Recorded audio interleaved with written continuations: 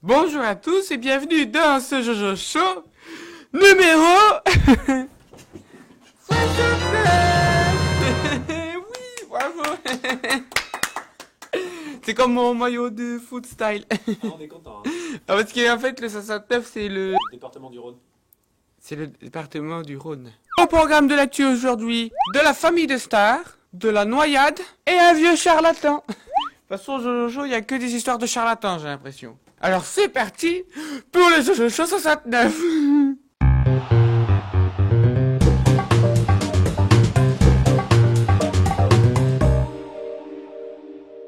Concert. Et pas cancer, parce que c'est beaucoup moins drôle. À Manchester, la ville du foot. Et ce Manchester-là, pas sûr. Là, c'est caca, et Monaco, ils vont les taper. Il y a eu un concert d'un groupe qui s'appelle The Sherlocks, comme Sherlock Holmes, le détective, tu vois. Et il y a un spectateur, il arrive, il va à sa place et... Enfin, quand même, il est mal placé. Le mec, il peut rien voir, quoi. Il va faire un concert de merde. Et là, le mec a eu un petit coup de génie. Franchement, chapeau. Il est allé sur la page Wikipédia du groupe. Et sur la page Wikipédia, il est marqué le premier single de Sherlock a été inspiré par le chanteur dans les années machin. Et lui, il a rajouté le premier single de Sherlock a été inspiré par Adam Boyd, donc son nom, le cousin du chanteur. Ce qui n'est pas vrai du tout. Donc sur Wikipédia, il s'est fait passer pour le cousin du chanteur, et ce serait lui la source d'inspiration du premier single. Derrière, il va montrer ça en VIP en disant mais laissez-moi rentrer, je suis son cousin, regardez c'est sur Wikipédia. Et Twingo, ça marche.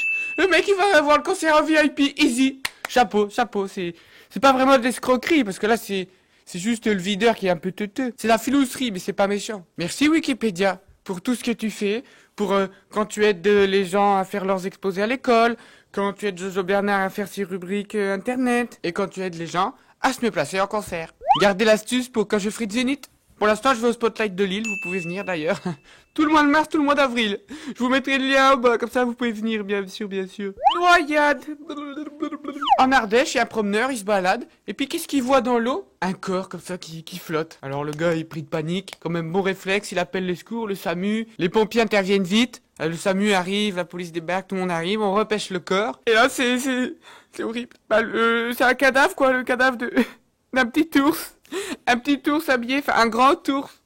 Un grand ours en peluche, en fait. Voilà, il y a un grand ours en peluche qui s'est noyé dans le fleuve. Le service public, ils sont pas contents, ils disent ouais, ça fait des frais, tout ça pour une peluche. Bah ouais, bah si la peluche a envie de se suicider, c'est parce que les peluches elles sont mal intégrées dans la société. On leur prend, on leur fait des câlins, puis dès que t'es grand, on les fout dans le grenier. Bah moi je comprends que l'ourson il avait envie de se suicider. Bon après la peluche c'était quand même une grosse peluche, tu vois, et en plus avec des habits, quand même, quelqu'un qui l'a habillé. Donc soit quelqu'un a voulu faire une blague en faisant croire que quelqu'un était mort, soit c'est vraiment une peluche malheureuse. Et auquel cas c'est pas drôle.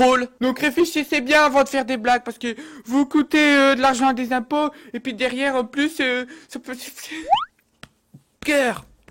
Aux États-Unis dans l'Ohio, c'est comme l'Ohio. Il y a un monsieur, cinquantaine d'années, pas de bol, sa maison elle a brûlé, le mec il a tout perdu. Tout perdu?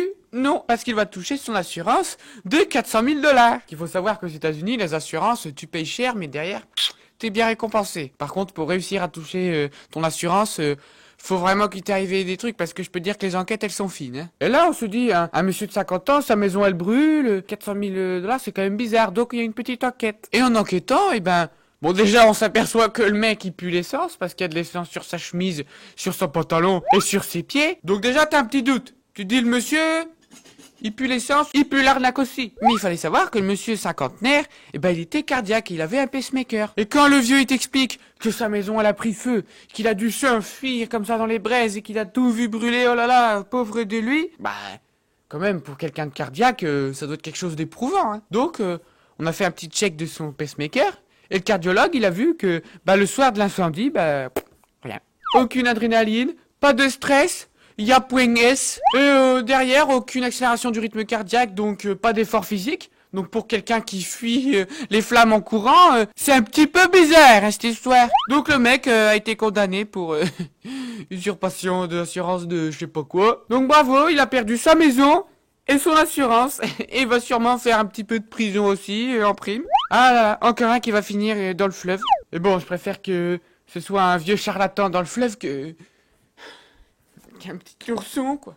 C'est la fin de ces informations, et tout de suite, on passe à la rubrique de la semaine.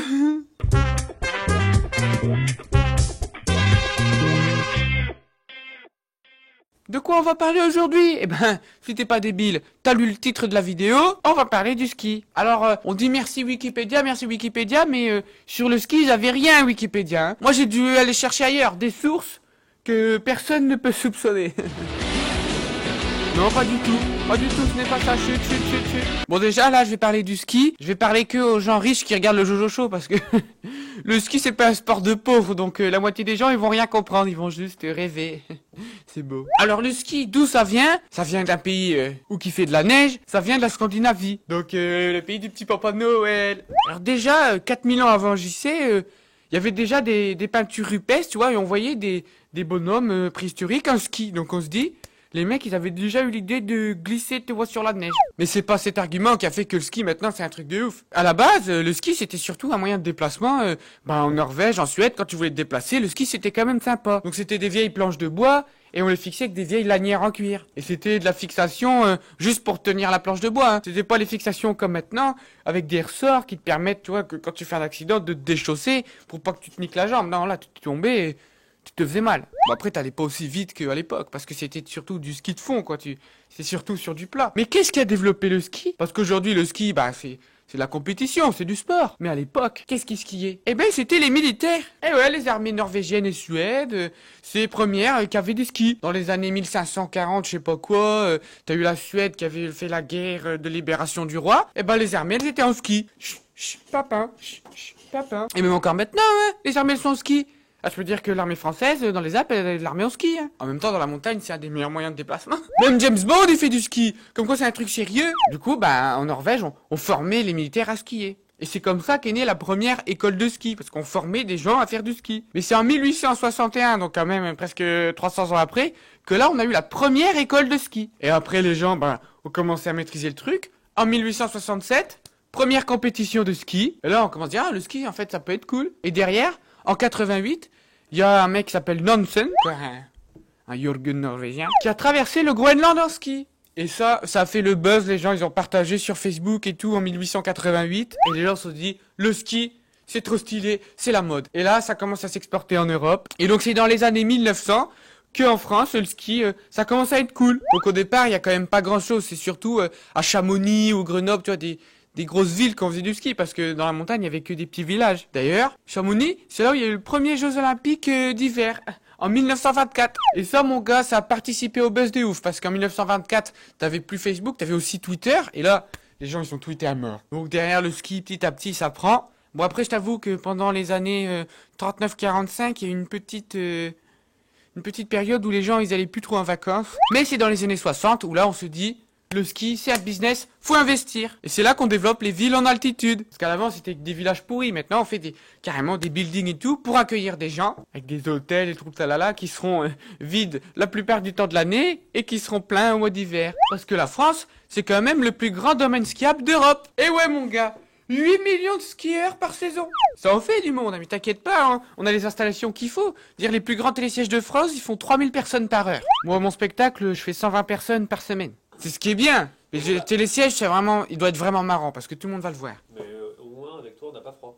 Et vu qu'on a plein de gens qui habitent dans ces villes à l'année, ça fait aussi plein de skieurs professionnels. Dans les Jeux Olympiques d'hiver, pendant les années 60, on se débrouillait plutôt bien. Et ça a vachement motivé les gens à faire du ski. Et alors, il faut aussi savoir qu'avec la crise, il y a pas longtemps, les stations de ski, ils ont dû baisser leur prix. Et du coup, il y a plein de gens qui sont allés skier alors que d'habitude, ils skiaient pas. Moi, d'ailleurs, je vais tenter le ski.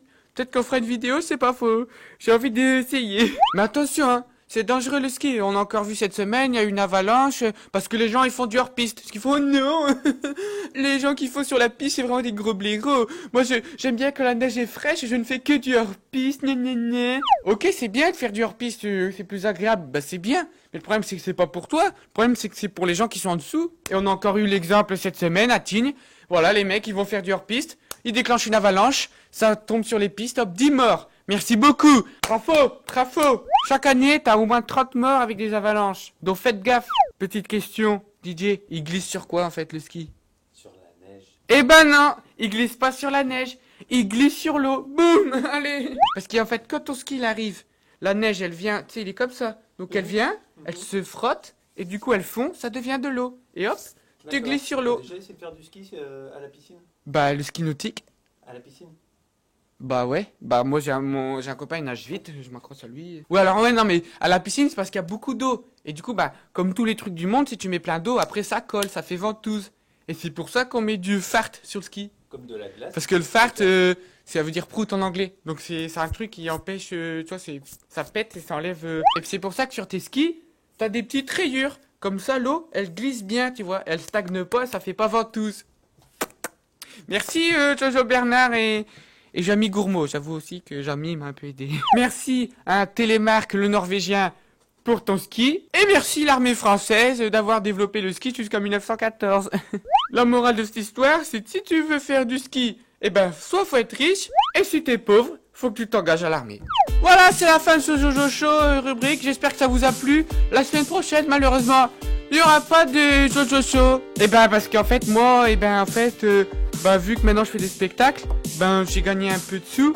Et du coup, je me suis dit, ce serait bien que j'essaye au moins le ski dans ma vie. Du coup, ben, je vais tester le ski.